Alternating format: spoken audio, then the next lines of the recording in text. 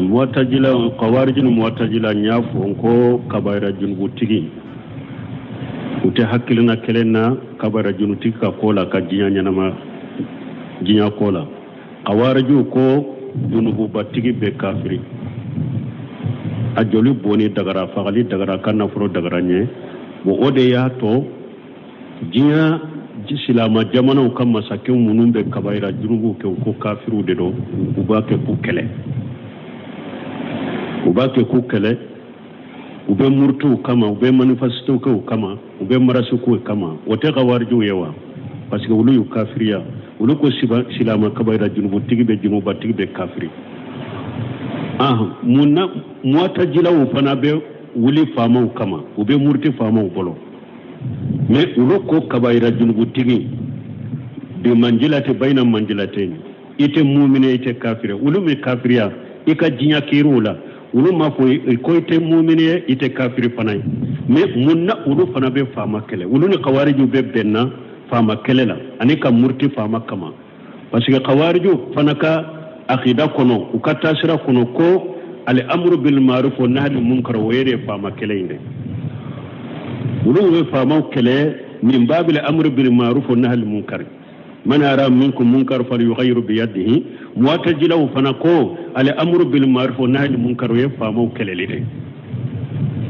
wuli al amru bil ma'ruf wa nahy anil munkar ya wulu ya tafsiri ka ke fama kelede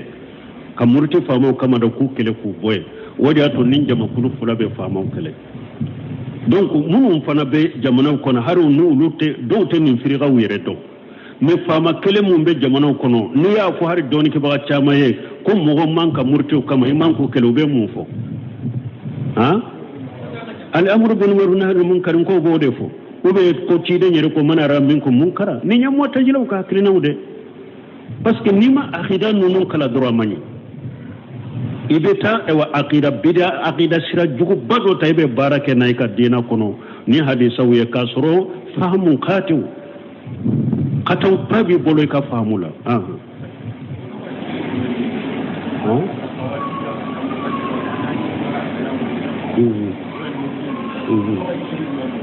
bon dori ko ka kire munya jahamiya wiye bon qaymu ko dori ko ba mu nyawlu kafira akacha ke meduruye wala akacha ke meduru jahamiya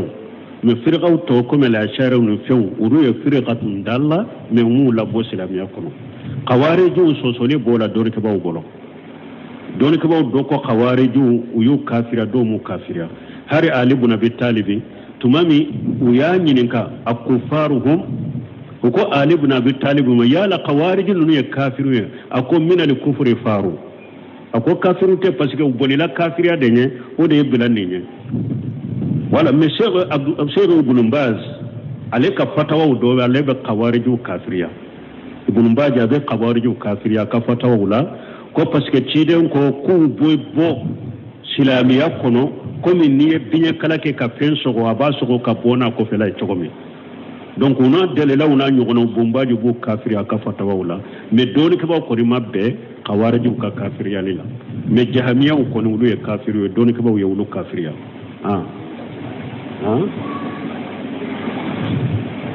la mu'tazila enta doni ke ba ko kuma jojo to lu kafira ni kafiri balila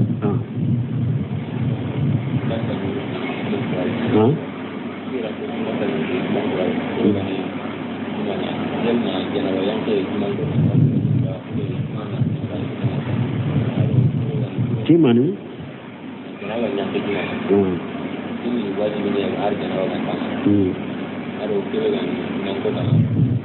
atokele kodo ko yala juma do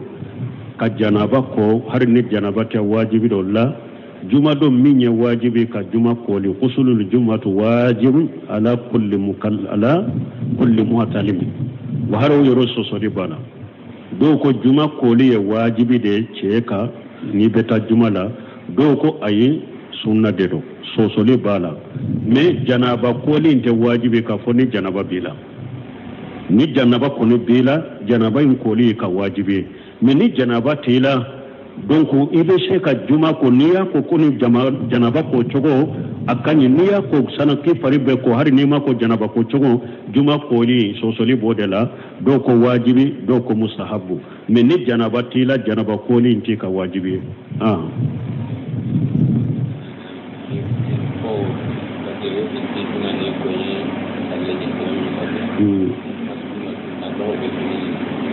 bon ko juma ka to ka nyogon fo comme salli do abe nyogon fo chogo min ube ka misasi ci nyogoma jumatu mubaraku obe chogo de bidiya nyogon fo al sabatira sebo ni salafu no nyogon je salli do ndela mais juma do kun ka ewa salli do mais ama sabati ko sebo tumbe fo nyogon fo inke comme awa sallita donc sel fawjani ni karan ninna ako al jumatu mubarak kato ko sabe katanyo ko bidiya do lesritala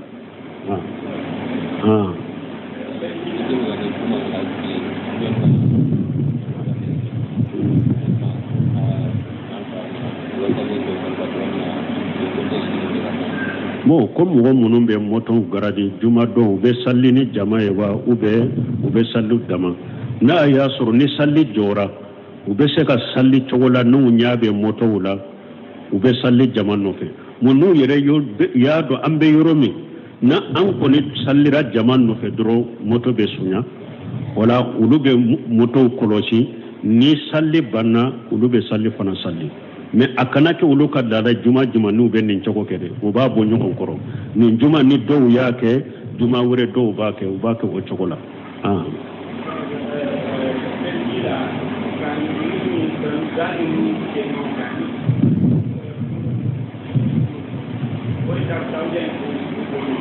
bon ko salli jela kadani nu ani tiloni kunkolo kulu ke nyogon fe o de kausa ayida cide sabatira sallallahu alaihi wasallam agya adda muguri ani kaji do annun kono kabo bi salasati kafara harafati mana ka bolo bi bolo fa jila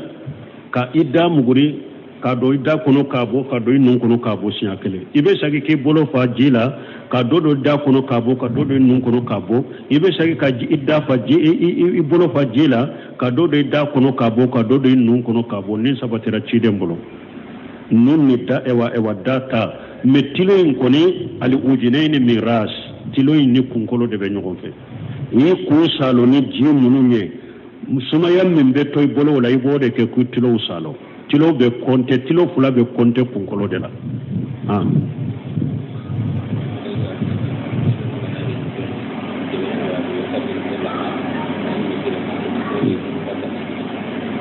bon koni bewa kurantige la do be nu unana be salli kene mawtedo misiri ko be chogodi awajibilen do ikado misiri kono safo ka fara nyogon ka misiri kono de ni misiri kono na mafa almamini jama be misiri kono kene be e ka salli idama kene manala o debbe doni ka do be ka salli cinya wala fo doni ka ke misiri de kono ni misiri koni kono na fara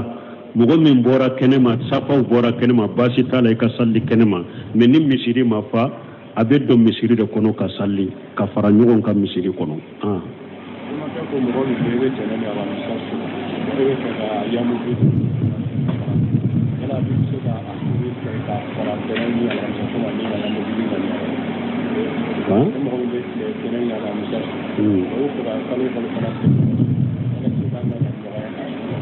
bon koni mugo min be tenen su ibe ayamuli bedu kalo tile saba fana su o nuyu ngania ube se ka nyogon tawa ni ewa tile ewa ayamuli bedu nu be na tenena iye tenen su ewa ka alamis ewa tenen su tenen ewa ayamuli bedu ka su do be na tenema ube ka su do be na alamisama e ya ngania ka ke tile saba suni kala amsa suni tenen so be se ku beta ba fu ni de mataga khulul ibadat ka pato do ngon kono bato do be ulu be se ka do ngon kono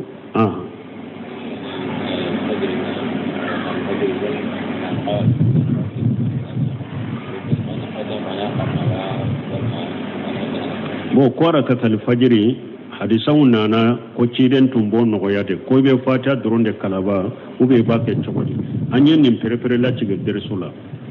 an ko amba setu ko akonni salli wala la ciden be arakam fula salli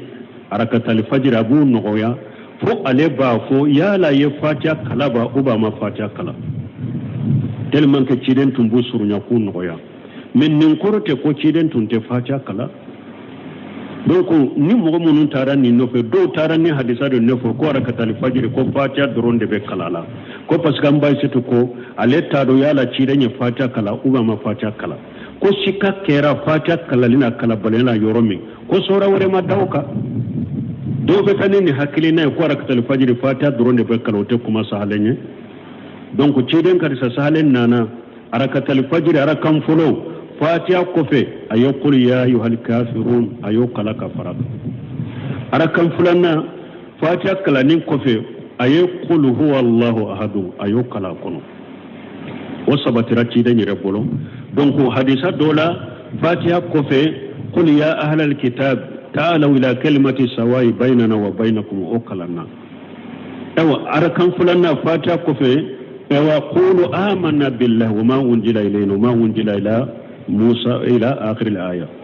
o kala na donc fatiha doronte kala de ibe fatiha kala ka sura daka de ibe fatiha kala ka aya do kala ka o faraka ne ona tabe ba surunya de ta le janya ale ka sunna yo de rakatal fajr ibe ulu surunya de kun no ya me fatiha be kala sura be daka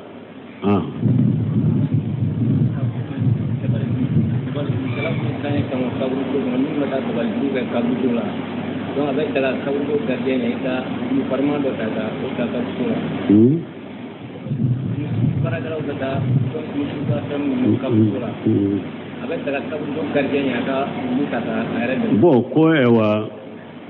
bo mo munum beta kaburu sawla kata musriki ya barawke o sababu abebe kaburu ka gardien ka wulu juguma do bila kaburu ralla wulu tiden ko kana marani ko damarote ako ulu kamara ko damado de kama ni be kungo kono sogo minana ye ube nabi ka foro koloshi ube nabi ka bagan koloshi ciden ko ninnin fen sabate ni mogo ye wulu wala mara ninnin ko sabat dola kelente dongo do be hakke don nagasi ka barajila wala kaburu ni hada madem be kaba gardien be kaba ale de ka jija ka joyoro fa ni asera ka ewa mushrikiya minni ko dugu kala min baliye ni ko jugu kala min ko jugu kala ta kalama ajrubute alela o junubu bo o tigi de la fattaqullaha masatatum mais akana wulu bilay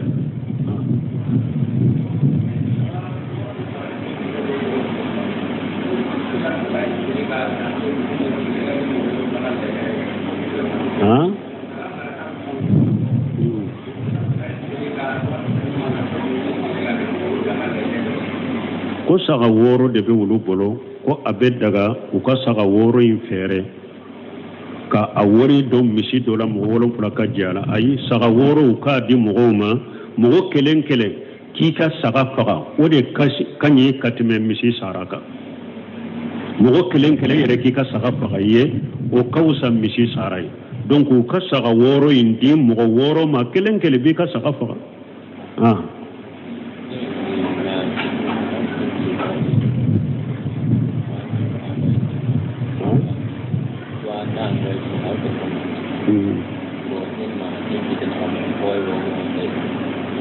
bon ko min ye k'i bolo fara ɲɔgɔn kan k'a ci mɔgɔw ma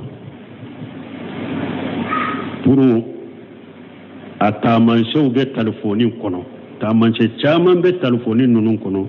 misali la k'a kɛ ten n'i bɛ mɔgɔ fɔ k'i tɛgɛ fara fara ɲɔgɔn kan ten bon nin taamansɛn minnu bila telefoni ninnu kɔnɔ an ka n yɛrɛ kɔlɔsi o ma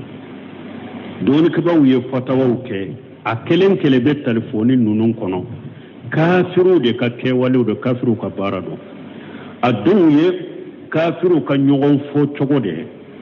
a dɔw ye kafiru ka salli cogo de a dɔw ye kafiru ka bato dɔ de a dɔw ye kafiru ka bɔli dɔ de bonyali donc taamansen minnu bɛ telefoni ninnu kɔnɔ ka bolo fara ɲɔgɔn ka foli la u bɛ ka ewa bolonkɔni ba in kɛ ten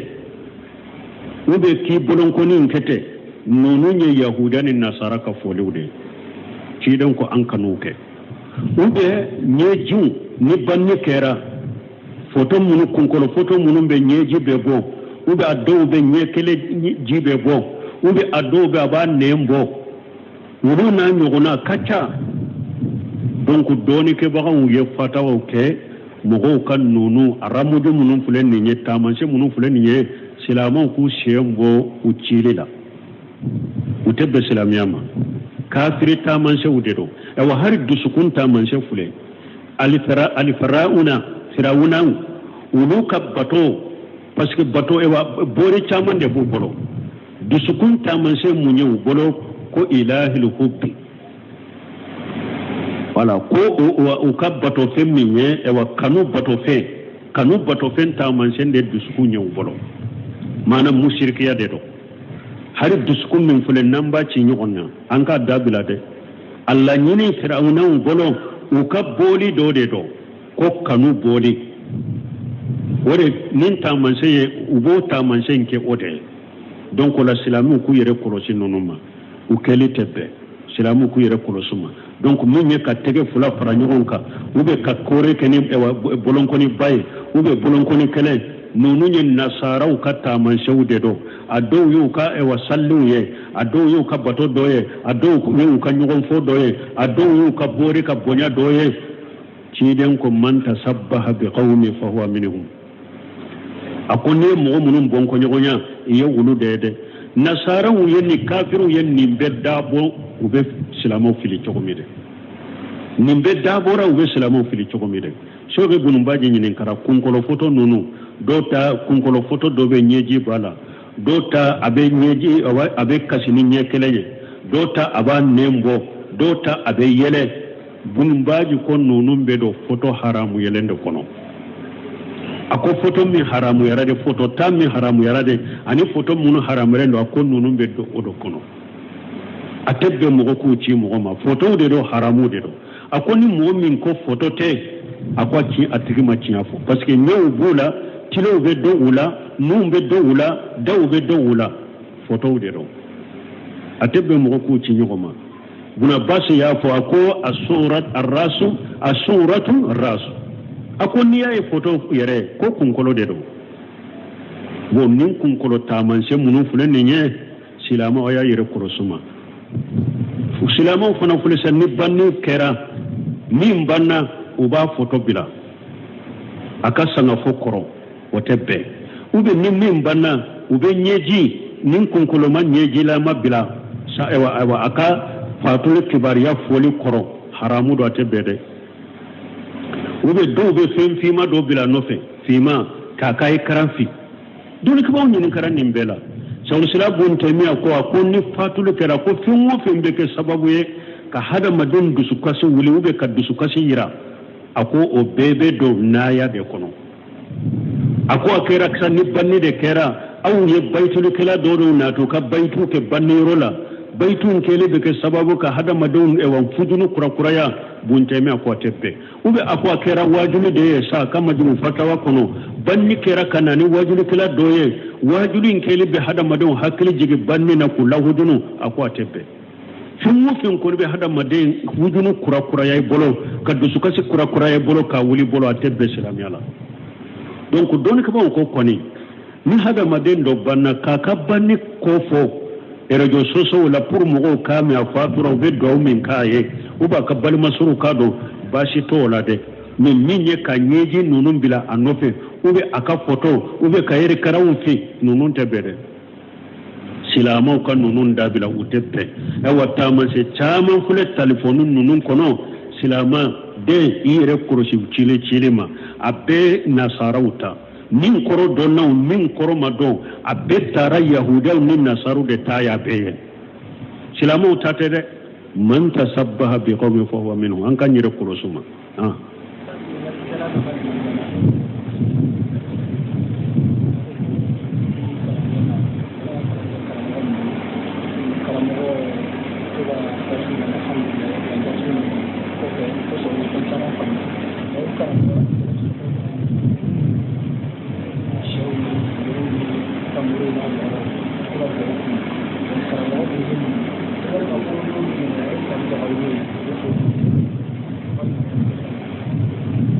bon ko do ko olu ka karamɔgɔ olu bɛ kala karamɔgɔ min na alhamdulillah bɛ dirisu minnu kɛ u b'a faamu ko mɛ karamɔgɔw n'u nana ni sɛ sarakatiw ni wɔrɔw ye a bɛ olu minɛ a bɛ daga olu ye u ko sarakatiw do wa bon bunbaji ɲininkara bunbaji bɛ kuma ninnu n'a ɲɔgɔnna kan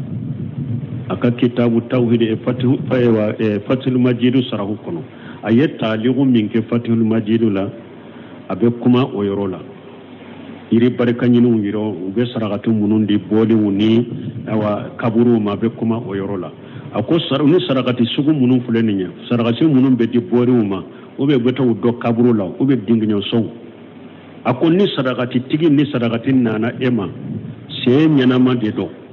u bɛ dufɛn sugu min dɔn kantigɛli fɛn tɛ a kantigɛli tɛ dufɛn sugu min dɔn a dagara a ko nin sugu ni mɔgɔ min ni fantanya tɛ e la degun tɛ e ka fantan tɛ ye kanu minɛ e k'u sagi i kanu minɛ o de ka ɲi awa hali n'a ka karamɔgɔ y'u minɛ fana ni darura mana darura bɛ mɔgɔ min wele ka t'u donni ma kanu don ni sarakati sugu kanu don mɛ n'a y'a sɔrɔ mɔgɔ min ye fantan ye dɛ darura bɛ e la sɛ ɲɛnamaya nana di e ma darura bɛ e la fantan ye e ou bien e nana sɛ ɲɛnamaya a bɛ kaburu kan ou bien wari bɛ kaburu kan darura tigi e ye fantan ye a dagara i k'u ta k'u k'i ka mafɔ ye a b'o delila kɛ ko lata k'u tun bɛ fɛn minnu di lata ma sarakati minnu di lata ma ko ciden ko a ka sɛba dɔ ma ko a ka taa u ta a k'u k'a ka mafɔ ye a taar'u ta k'u k'a ka mafɔ ye wala dɔnnikɛbaw ko minnu n'u donni dagara fɛn ɲɛnama ou bien warilama ninnu ou bien tamarow n'a ɲɔgɔnnaw ou bien sukarow n'a ɲɔgɔnnaw ni mɔgɔ min nana olu ma ou bien o saraka sugu nana d'i ma n'i ye fanta ye darura b'i la a dagara i k'u minɛ i k'u don e ye darura tigɛ mais n'i tɛ fanta ye u bila kan'u minɛ kan'u don mais ni min kan tigɛlen dɔ de o ye jifa ye dɛ fɛn o fɛn o saraka sugu n'a sogolama de nani ma kana minɛ dɛ o ma jubiha ala nusubi wa ma uhilla li ghayri llahi bihi fɛn o fɛn kan tigɛla bɔli la ala yɛrɛ ko kana dun fɛn o fɛn kan tigɛ tɔ fɛn wɛrɛ de fɔra a kan tigɛ tɔ min tɛ ala ye tɔgɔ ye kan'o dun donc u ka kan tigɛli fɛn ni sogolama de nana d'i ma mɔgɔ kan'o dun o ye jifa ye hali n'i ye fanta ye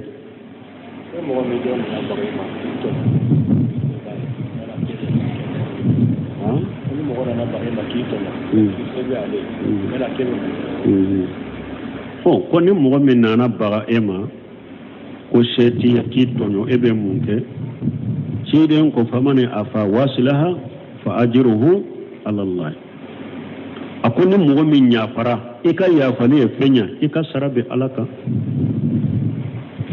ala ka aya don famani afa wasilaha fa ajruhu ala Allah ala ko ni mɔgɔ min yafara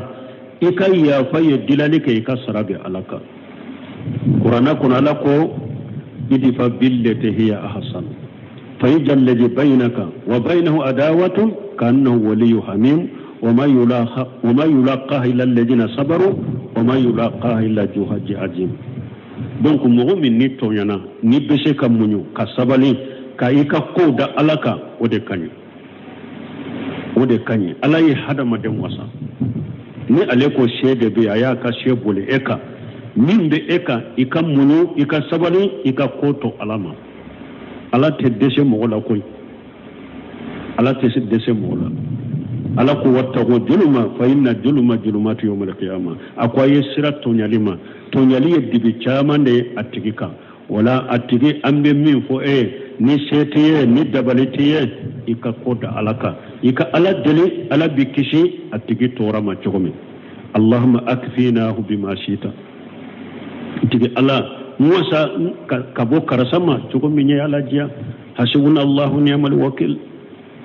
ala ye wasa ɲin ka kow di ala ma donc e k'i sen bɛ ala ma i ka kow di ala ma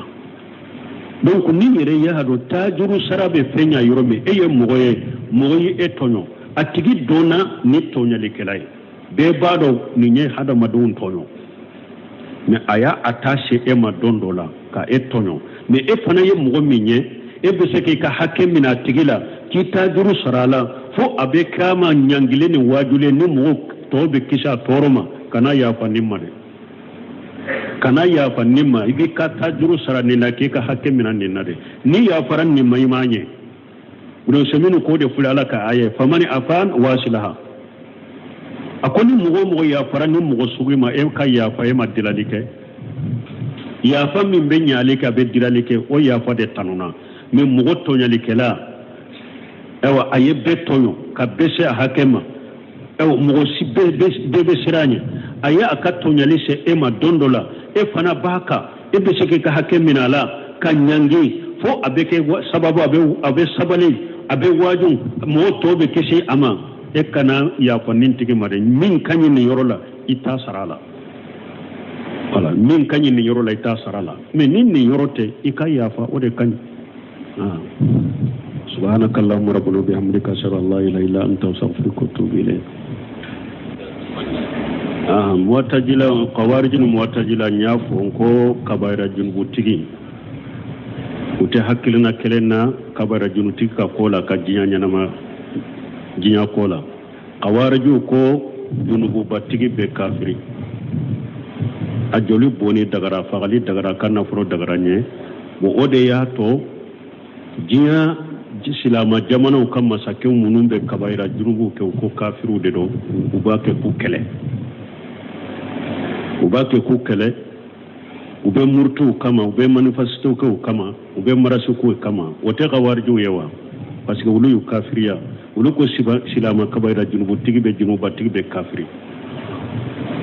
munna muatajila wo fana be wuli fama kama ube murti fama bolo mais wulu ko kabaira junubu tigi bi manjilati bayna manjilatain ite mu'mine ite kafira wulu me kafiriya ika jinya kirula wulu ma fo ko ite mu'mine ite kafiri fanay mais munna wulu fana be fama kele wulu ni kawariju be benna fama kele la ani ka murti fama kama parce que kawariju fana ka akida kono ukata sira kono ko al amru bil ma'ruf wa nahy anil munkar wa yere fama kele inde wulu be fama kele min babil amru bil ma'ruf wa nahy anil munkar من أرى منكم منكر فليغير بيده معتزله فنكو على أمر بالمعروف والنهي عن المنكر يفهموا كلالين ولي الأمر بالمعروف والنهي عن المنكر يا ولي التفسير كاكي فما كلالين كمرتي فهموا كما دكو كلكو بوي ودي أتو نينجا مكولو فلا بفهموا كلالين